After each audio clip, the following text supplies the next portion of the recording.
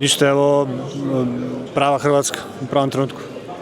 Kad je najviše trebalo, pokazali smo da možemo, da smo tu od prve do zadnje minute, borbeno, fanatično, puno energije, obrana odlična.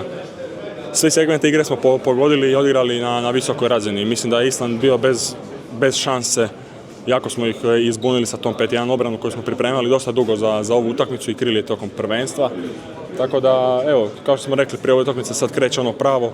Danas smo pokazali da smo krenuli i nadamo se da se nećemo zaustavljati. Samo kratko, postoji danas bila odlična obrana, fantastično, to je 5-1 Pa postoji, poznati smo po tome, ali mislim da imamo tu dovoljno iskusnih igrača koji nas znaju primiriti, tako da sigurno smo danas puno potrošili, sigurno smo to pokazali na terenu i mislim da nema štednje, tako treba biti. Budemo li se štedili, neće nam dobro. Bolje da se mi trošimo ovako pa ćemo od utakmice do utakmice.